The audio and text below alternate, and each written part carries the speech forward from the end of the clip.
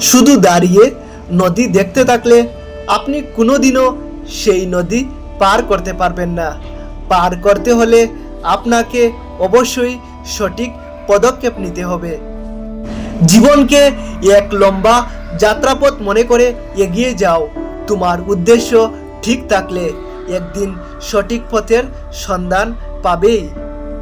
পরিচয় দ্বারা পাওয়া কাজ কিছু সময়ের জন্যই থাকে, কিন্তু কাজ থেকে প্রাপ্ত পরিচয় সারা জীবন থাকে। যে সমস্ত জ্ঞান তোমায় শক্তিশালী মজবুত করে তাকে গ্রহণ করো, এবং যে বিচার ও জ্ঞান তোমায় দুর্বল করে তাকে দূর করে দেওয়া প্রয়োজন। সমস্ত শক্তি তোমার ভিতরে বিরাজমান রয়েছে। নিজেকে কখনোই দুর্বল ভেবো না। ওঠো, নিজেকে জাগিয়ে তুলো, নিজের ভেতরের শক্তিকে চিনতে শিখো। তারপর দেখবে জগৎ একদিন তোমার হাতের মুঠোয়।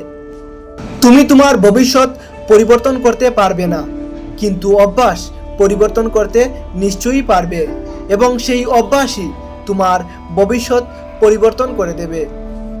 স্বপ্ন বাস্তবায়ন না হওয়া পর্যন্ত তোমাকে স্বপ্ন দেখতে হবে। আর স্বপ্ন সেটা নয় যেটা তুমি ঘুমিয়ে দেখো, স্বপ্ন সেটাই যেটা পূরণের প্রত্যাশা তোমাকে ঘুমাতে দেয় না।